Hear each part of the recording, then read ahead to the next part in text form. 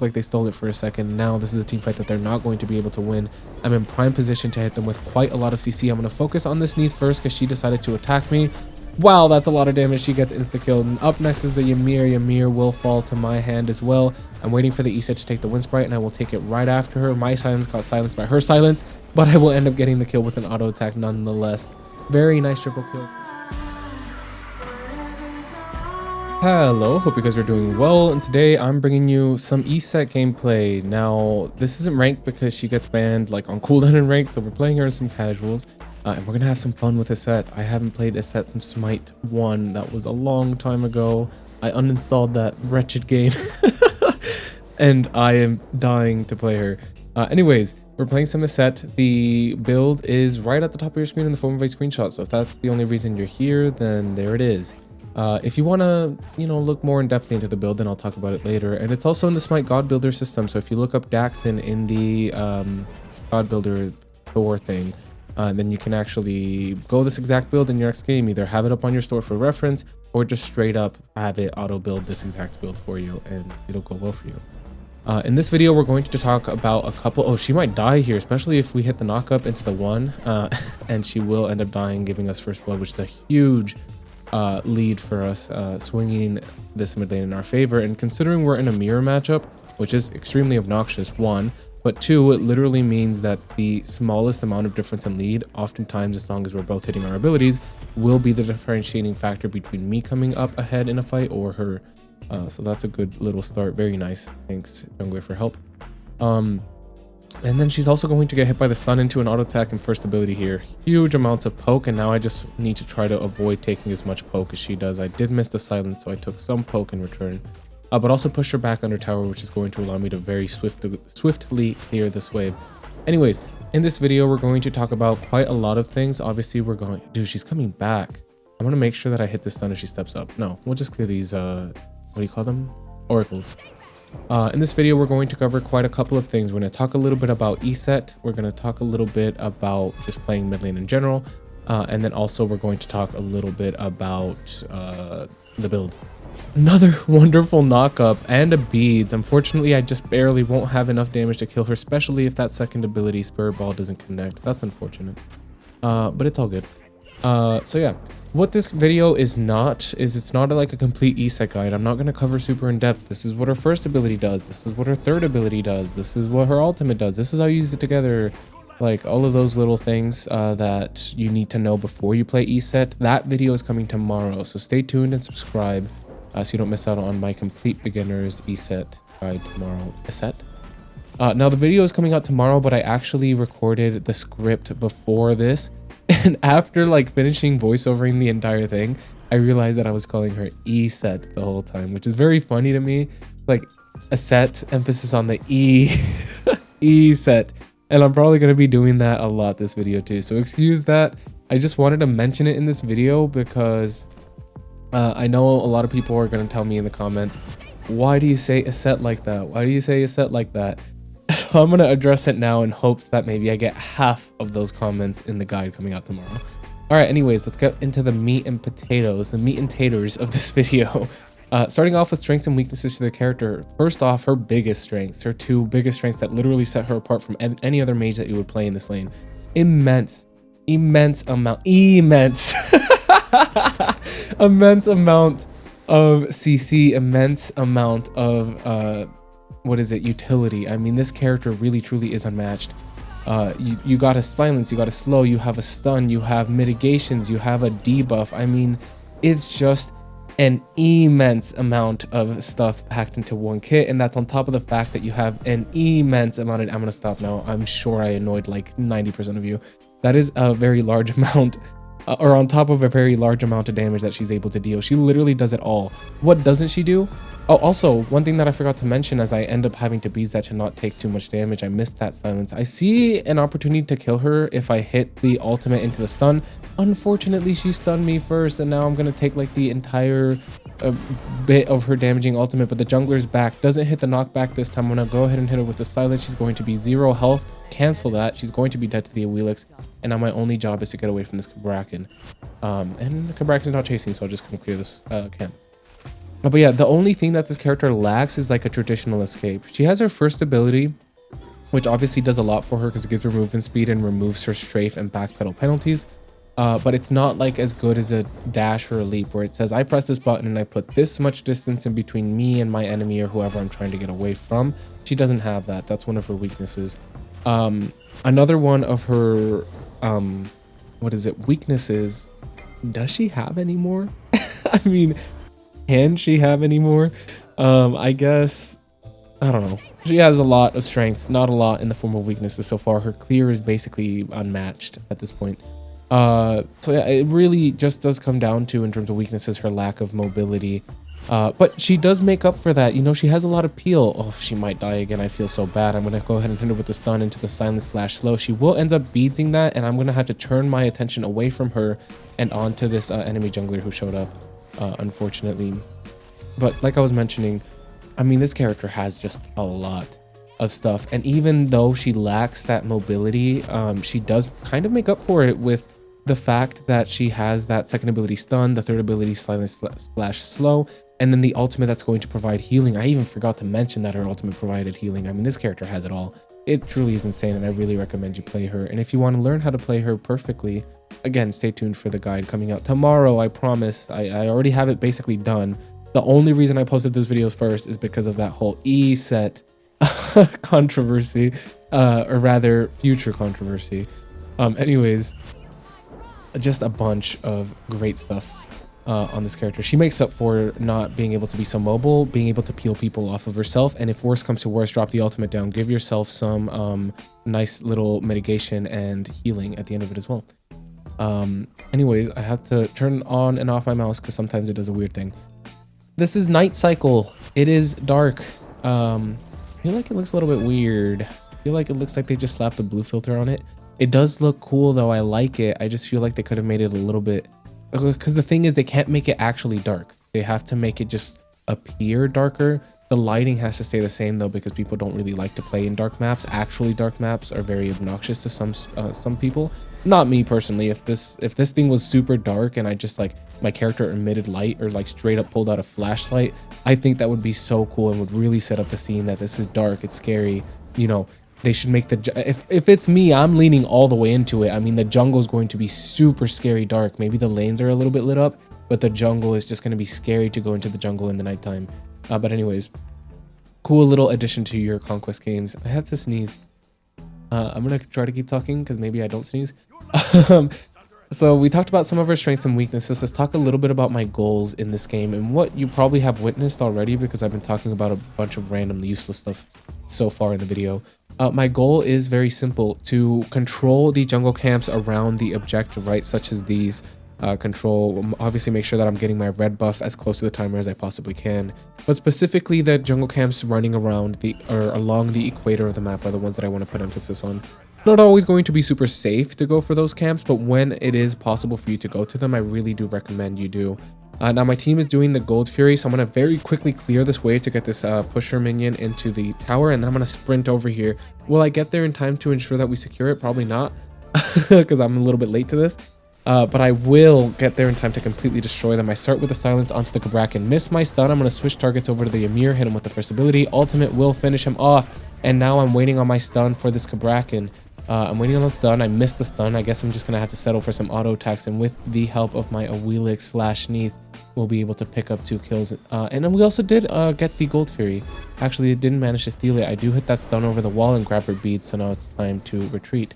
Very nicely done. We got Gold Fury, we got a kill, an assist, and we got the beads on the enemy Eset. Eset. I'm sorry. We'll talk about the build a little bit later on, but if you're enjoying this video so far, make sure to like, comment, and specifically subscribe so you don't miss out on any future content. I post videos like the one you're watching now, like kind of build, character, gameplay type, fun commentary videos. I post character guides like the complete Eset guide that's coming out tomorrow. And then also I post just general Smite guides like my complete Smite 2 beginners guide. So if any of that interests you, subscribe so you don't miss out. Also like, comment the video. It's free for you and it means the world for me. And then also I do want to urge you to join the Discord server. That's a weird way of putting it. If you want to, you can join the Discord server. It's the absolute best way to get into contact with me. If you have any questions, want to play some games with me, or need any help with Smite 2. It's also the best place to find some non-toxic friendly people to play Smite 2 with. So if you just want some friends to spend some nice Smite time with, then we have some non-toxic people that you can play with. And then finally, follow my Twitch if you want to watch some live Smite 2 gameplay. That's the end of the self-promotion. I wonder if I can kill her. The minions are here. The Loki and the allied jungle is coming over here, and maybe we can sandwich her under tower and get her killed. I know that she placed a ward on that other side, so I'm trying to maybe sneak around this side and gank her from where I know she has no vision. At the same time, the Loki and the jungler pulled up from the side that she warded. I probably should have let them know, and that pushed her further into tower, which makes it unlikely that we'll get the kill, especially if I miss my stun. I do have my one. I do have my silence to give my whoever's in there a shield, and I'll kill her with the ultimate. And I think that the Loki at least lived, but unfortunately the Awilix died, and I probably could have done a lot more to save her, like maybe hit my abilities. But also I didn't expect the enemy Eset to like walk straight towards the people aggressing on her. I expected her to walk away. Anyways, we're gonna come over and clear these pebble camps again. In line with your main focus as a mid laner, it's going to be clearing the jungle camps, controlling the jungle camps. I mean, this character does so much damage early. She has like unmatched wave clear with her third ability. It's just, you want to be able to control these jungle camps. It is the way you're going to gain a lead as a mid laner. And if you already have a lead, it's the way that you're going to maintain it, is through controlling all of the farm around the map, not only granting yourself bonus golden experience, but also denying it from your enemy team. If he gets the knockback, we're going to be able to kill him here soon. I'm going to go ahead and hit him with the stun. That will kill him. I couldn't reach the slow/silence on the enemy Eset, so I'm just going to go back to clearing wave and continuing to farm. Now, one thing that I do want to mention, and I mentioned this pretty in-depthly in the guide, is the leveling order as I call over the, Pyromancer. This is another thing that Eset is great at. I mean, this ultimate is great at securing objectives. If you place it early like I did, it's not great. It's good at like dealing damage, but you can choose when to detonate it. It does a lot of damage once it's fully charged and fully leveled. So you can very easily secure objectives such as that Pyromancer or Fire Giant or Gold Fury. It ends up being quite powerful. Again, all types of things that I mentioned in the guide, but I don't really have too much time this game to talk about that because we have other things to talk about. The leveling order, I tend to put 3 levels into my first ability just to ensure that I can clear the wave fully, and it does a lot of damage. But then I start moving into the second ability and level that all of the way. And to be honest, if I really think about it, I probably shouldn't have put further levels into my first ability and should have just started leveling the second ability, if I'm being honest. Oh, this mirror matchup is so annoying. I'm going to go ahead and miss the stun, unfortunately, and then miss the shield. And this ultimate is going to be huge, dealing an immense amount of damage. Regularly, I would be able to kill her, especially considering how low she is, but the Ymir is here, and I won't be able to escape from him. I'm going to throw the silence this way. Braken's here. I can't walk that way. Ymir's behind me. GG's. Too much. I put myself in a horrible position and I missed my entire kit. It's what it comes down to. Anyways, what was I mentioning before I got into that horrible fight? Very good Eset ult on the enemy, or Eset. What was I saying? Honestly, if I could go back, I would put more levels into my 3 and just leave the first ability just with 3 levels on it. Max out my second ability, max out my third ability, and then max out the ultimate, and that would be like my level priority. Anyways, I did mention that you can use this build in the Smite God Builder system, but I didn't actually tell you how to like find it. Just look up Daxon, D-A-X-O-N-N, and you'll find it, and you can pin it to your store. Back to clearing some of the jungle camps surrounding the middle lane area, and I think it's time to cover the build pretty in-depthly. I'm going to talk about some of the items that are available to you, some items that you want to go, some that you might want to go in specific situations, and then maybe some order that you might want to switch up depending on how you're doing in your match or who you're up against. But first I have to stop this Eset from joining this fight. I'm going to be able to hit the stun into an auto attack 3, auto attack 1. He's going to pop down her circle of protections. I'm going to pop down mine. Fortunately mine kills, hers doesn't. And I'll be able to grab myself that kill beautifully. 5 and 1 on the Eset middle lane up against another Eset who is obviously the inferior Eset, except for last fight. The fight before the last one where I just killed her. I guess she was better that time. Fuck. Oh, I'm not gonna curse. PG-13. Fuck me. Anyways, it's nighttime again. So pretty. What was I gonna say? Oh, the build. So when you're looking to build Eset, you're going to focus pretty heavily on cooldown reduction, intelligence, and then finally some tank shred later on in the match. Cooldown reduction is extremely important on her because she's more than just damage. Well, she does do a lot of damage, as you can tell by this fight that we've found ourselves taking part in. Starting off with the Gabrakan, who's extremely out of position. My second ability, stun, will end up killing him. I don't think I managed to hit the silence, but the jungler managed to hit the pull, and that will be death for this Ymir. And at nighttime too, how dare you. So now we can pick up some of these moon rocks alongside this gold fury, and do quite a lot for our team, and just aid our extremely massive gold lead already is going to get even more, you know, the disparity is going to get worse between our team's gold. But yeah, throw down the circle protections, won't secure it, will do a lot of damage because I placed it too early, and again because I knew that they weren't going to show up because 2 people died in mid. Yeah, pick up some more moon rocks. This is so cool. I don't want to sound sarcastic, it is kind of cool, not gonna lie. I don't really have time to talk about this because I have too many things to talk about when it comes to Eset. As you can tell, we've been really heavily focusing on these objectives. We have a large lead. This is the best way to push your guys' leads, and this is the best way to win ranked matches. If you guys want to win your ranked matches, you have to start putting more focus on these objectives. I already have 6 kills. I don't need more kills than I already have. They're worth very little to me. I want to start focusing on grabbing my entire team golden experience and a lead by making sure that we heavily focus on some of these objectives. Anyways, why cooldown reduction is so important on Eset. It's because let me go ahead and touch that. I don't think he's much of a threat to me. I don't know why he's walking at me like he's going to do much of anything. This character is more than just damage, right? If it was like a Scylla, then yes, build a bunch of damage and one-shot someone. This character is more than just damage. She has a lot of utility, a lot of CC, a great ultimate. It's great in team fights, great utility. You want to be able to use that very, very often. So you want to stay away from building full damage. You want to build a balance, right? In the guide, I stress that this character is like a balanced character. You have to find a balance between dealing damage and supporting and aiding your team through utility and CC. And that is included in the build with some cooldown reduction. So yeah, that being the case, Sands of Time is going to be a great pickup with that guaranteed 20 cooldown reduction from your starter item, allowing you to be a little bit more versatile in your build. Drop the ultimate here, kill the enemy Eset with it.